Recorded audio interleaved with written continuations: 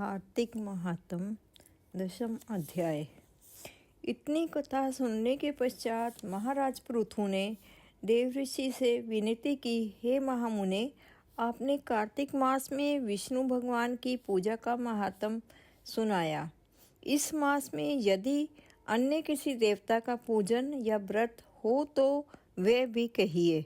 तब नारद जी बोले, हे राजन, अश्विनी शुक्ल पूर्णिमा को ब्रह्मा जी का व्रत, कार्तिक कृष्णा चतुर्थी को गणेश जी तथा अष्टमी व अमावस्या को लक्ष्मी जी का व्रत किया जाता है। जो कुंवारी कन्याएं कार्तिक मास में चतुर्थी को गणेश जी का कर्क चतुर्थी व्रत करती हैं, उन्हें सुयोग्य वर मिलता है। यदि विवाहित स्त्री इस व्रत को करे तो उसका सुहाग अटल रहता है। प्रातःकाल स्नान आदि से निवृत्त हो चंदन आदि से श्री गणेश जी का पूजन करे। फिर सायंकाल गणेश जी का पूजन करके चंद्रमा उदय होने पर उसको अर्घ्य देवे। तत्पश्चात उत्सव मनाते हुए भोजन करे। सधवा स्त्रियों को अपने सुहाग की रक्षा के लिए यह व्रत अवश्य करना चाहिए। कर्क चतुर्थी व्रत के महत्व का वर्णन करते हुए नारद जी ने कहा, हे राजा पृथु, अब इस व्रत का एक इतिहास हम तुमको सुनाते हैं। ध्यान पूर्वक सुनो।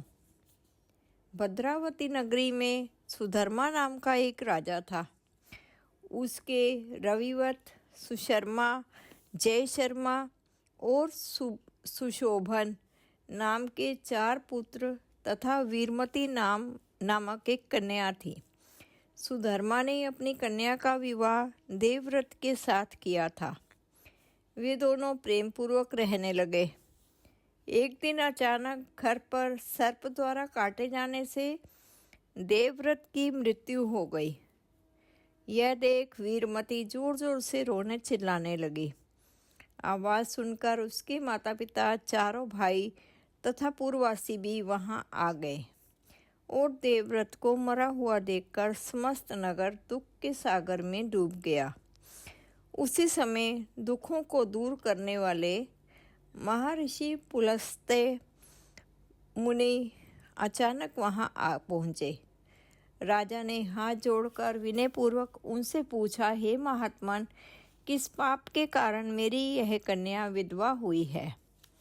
पुलस्त्य मुनि ने बताया कि कार्तिक मास के कृष्ण पक्ष की गणेश चतुर्थी का व्रत ना करने के कारण ही ये कन्या वैधव्य को प्राप्त हुई है।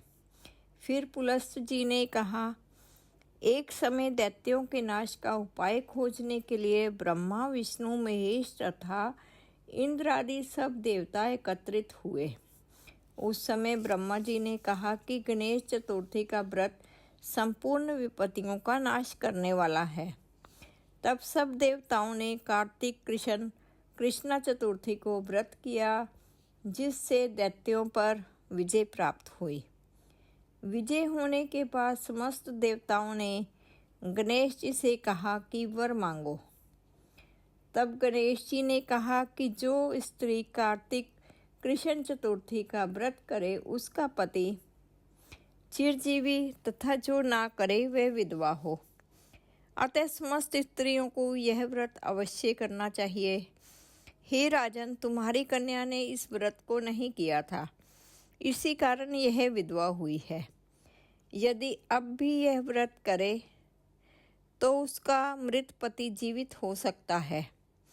इतना कहकर पुलस्त्य मुनि चले गए। तब राजा ने अपने जमाता का शरीर तेल में सुरक्षित रखवा दिया।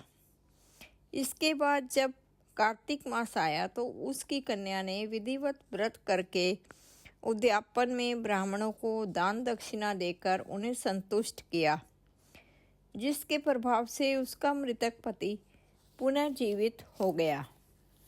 नारद जी कहते हैं, हे राजा पृथु, सौभाग्यवती स्त्रियों को अपने सुहाग की रक्षा तथा संतान की प्राप्ति के लिए यह व्रत अवश्य करना चाहिए।